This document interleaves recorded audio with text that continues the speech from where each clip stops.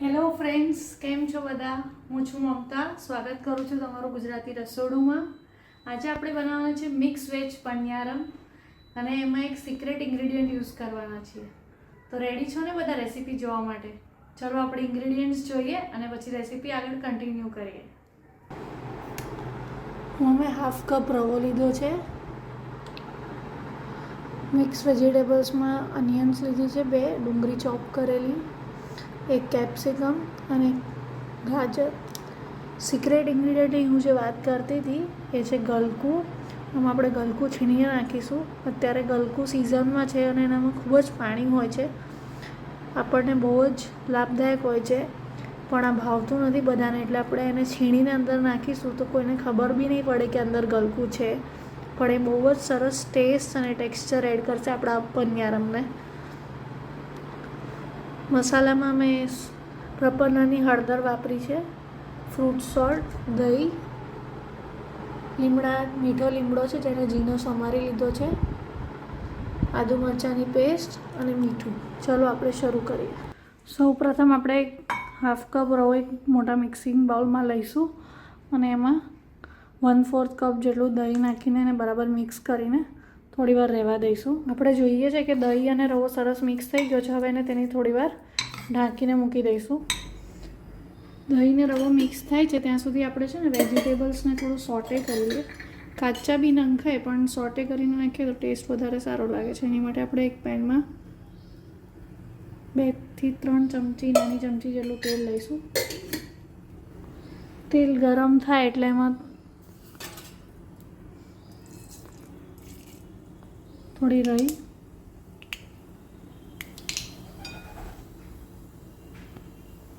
હિંગ, ઝીણો સમારેલો લીમડો, આદુ મરચાંની પેસ્ટ 2 ચમચી જેટલી નાખીશું અને મિક્સ કરીશું.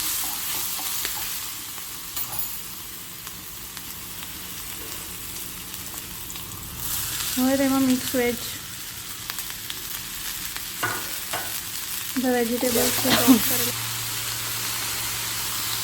વેજીટેબલ્સ થોડા કૂક થઈ જાય એટલે તેમાં થોડીક સોલ્ટ નાખીશું અને 1 મોટી ચમચી જેટલું છીણેલા નારિયેળનો પાવડર નાખીશું. સાઉથ ઇન્ડિયન આઈટમ છે એટલે નારિયેળનો ટેસ્ટ સારો લાગશે. બધું બરાબર મિક્સ કરીને ગેસ બંધ કરી દઈશું. હવે આ મિક્સચરને આપણે પલળેલા રવામાં નાખી દઈશું. હવે આપણા જે કૂકડ વેજીટેબલ્સ છે એ આપણે પલળેલા રવામાં નાખી દઈશું અને આ જે આપણું સિક્રેટ ઇન્ગ્રીડિયન્ટ હતું ગલકું એ મેં છીણી લીધું છે. 1 ગલકું મેં મોટું હતું એ છીણી લીધું છે, એને પણ નાખી દઈશું. સરસ મિક્સ થઈ ગયું છે. હવે આને થોડો કલર ચેન્જ આપવા માટે હું આમાં પ્રપન્નાની હળદર યુઝ કરી રહી છું. આમાં હું ઓલમોસ્ટ 1/2 થી 3/4 ટીસ્પૂન જેટલી હળદર નાખી રહી છું. આ હળદર છે ને કોલ્ડ પ્રોસેસ છે એટલે એનો કલર બહુ જ સરસ આવે છે અને કોલ્ડ પ્રોસેસથી પીસાય છે એટલે તેના ન્યુટ્રિયન્ટ્સ બી સચવાઈ રહે છે. જોવો છો કે કેટલો સરસ યલો કલર આવ્યો છે બેટરને. બસ હવે આપણું ઓલમોસ્ટ બેટર રેડી છે. એકવાર સોલ્ટ ચેક કરી લઈશું, અગર ઓછું લાગે તો ઉપરથી ઉમેરીશું, કેમ કે આપણે વેજીટેબલ્સ સોટે કરતી વખતે બી તેમાં નાખ્યું હતું. હવે લાસ્ટ આપણે એમાં થોડોસો ખાવાનો સોડા નાખીશું જેનાથી સરસ સોફ્ટ થાય આપણા પનિયારમ અને થોડા ફૂલે.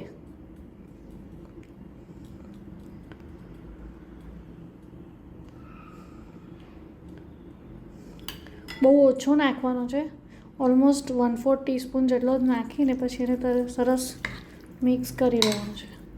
અગર તમને એવું લાગે કે બેટર બહુ ડ્રાય થઈ રહ્યું છે તો એમાં થોડું દહીં કાં તો પાણી ઉમેરી શકો છો, પણ બહુ રની બેટર બનાવશો તો બી પનિયારમ લૂઝ થઈ જશે, બરાબર શેપ નહીં લે. આપણું બેટર હવે રેડી છે. આપણે હવે તેને પનિયારમ પ્લેટમાં કૂક કરી લઈશું. આપણી પનિયારમ પ્લેટ છે, એને થોડી ગરમ કરવા મૂકી છે. એમાં થોડું ઓઇલ ગ્રીસ કરી દઈશું પહેલાં આપણે.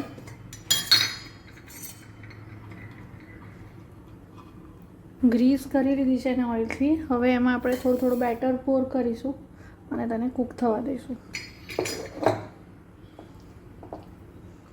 થોડી સ્પૂન નાની રાખવાની, કાં તો પછી અડધી જ ભરવાની, નહીં તો પછી બરાબર વધારે ફીલ થઈ જશે તો બરાબર કૂક નહીં થાય. આ રીતે આપણે બેટરને પોર કરી દઈશું અને એને કૂક થવા દઈશું. બેટર પોર કરતાં પહેલાં એ ધ્યાન રાખવાનું કે આપણું જે પેન છે એ સરસ રીતે ગરમ થઈ ગયું હોય. યલો કલર કેટલો સરસ આવ્યો છે તમે જોઈ રહ્યા છો.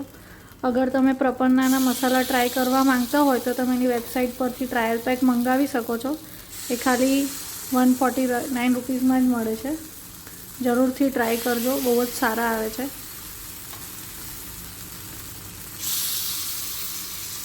એક સાઈડથી ઓલમોસ્ટ કૂક થઈ ગયા છે. હવે ટર્ન કરતાં પહેલાં આપણે અહીંયા ઉપરની બાજુ બી થોડું ઓઇલ ડ્રિઝલ કરી દઈશું, તેથી આ સાઈડને બી સરસ કલર આવે અને નીચે બેટર ચીપકે નહીં.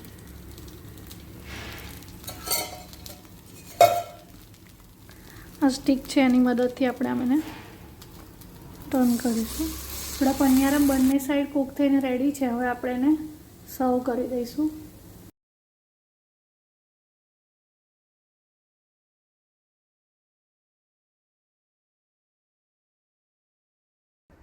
તો કેવી લાગી મિક્સ વેજ પનિયારમની રેસીપી? મજા આવી ને? તો રેસીપી જરૂરથી ટ્રાય કરજો. અને હા, આ વિડીયોને લાઈક શેર કરવાનું નહીં ભૂલતા. અગર તમે આ રેસીપી ફેસબુક પર જોઈ રહ્યા છો તો ગુજરાતી રસોડુંના ફેસબુક પેજને જરૂરથી ફોલો કરજો.